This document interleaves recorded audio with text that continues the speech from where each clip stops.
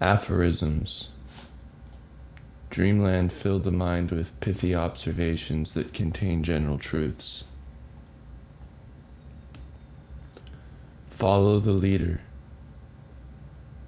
The leader you seek cannot be found. She has already found you. You cannot see her, you cannot hear or smell her, you cannot taste or touch her, you cannot even think about her. When you try to think about her, you kill her. Rest. The rest you desire is in motion. Follow the snake's tail. Seeking a master. No one knows like you do. If you seek a master, you will get lost in Egypt. If you seek, you are a seeker. When you find what you are seeking, you have found it, and you can rest. Searching for verification of your process of seeking and finding, that makes no sense. Indeed, if your leaders say the kingdom is in the sky, if they say it is in the sea, they are fools. Ignore them.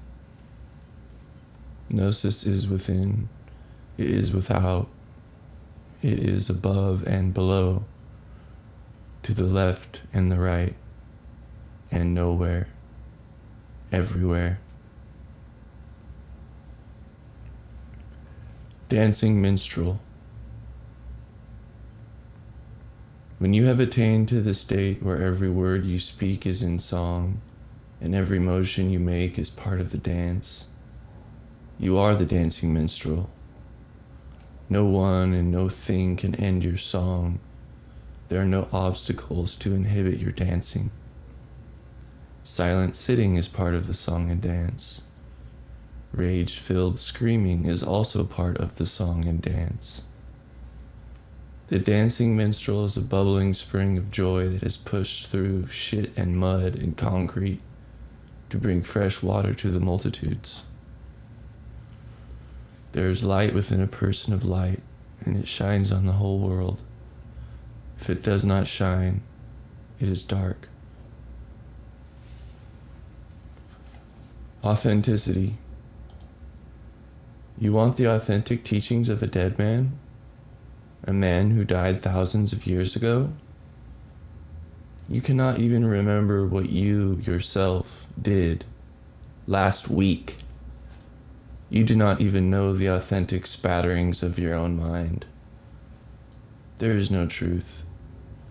There is no truth. Find the living one. His students said to him, 24 prophets have spoken in Israel, and they all spoke of you. He said to them, you have disregarded the living one among you, and have spoken of the dead. Rejection.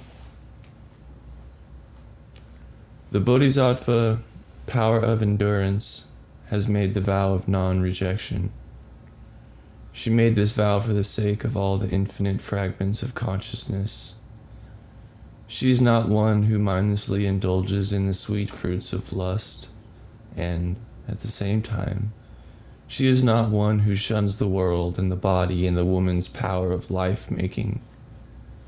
She does not point to a far-off land of perfection.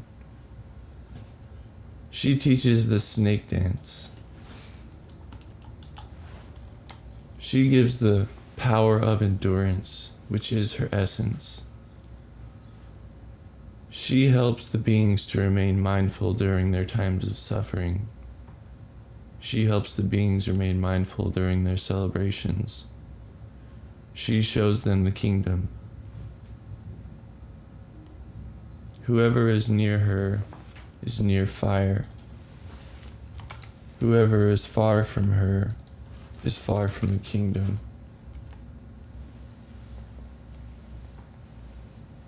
Naming no truth.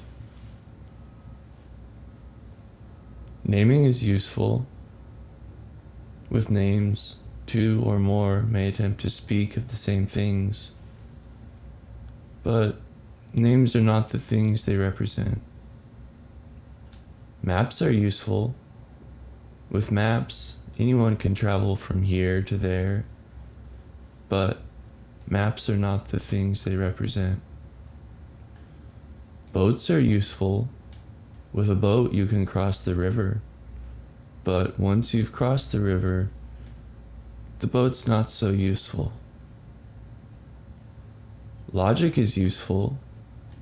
Truth can be derived from propositions, but when the boundaries of the realm of logic have been seen, it will be understood that there is no truth.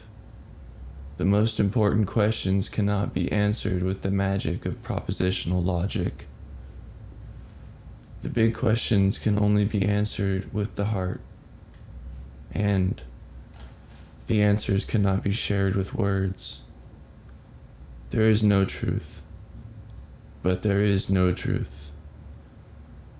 We name it because we have tasted it, but we know that the name is just a name.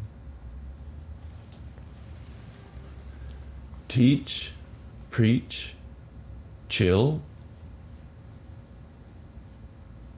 For a while after Shakyamuni's enlightenment, he considered, no one will understand.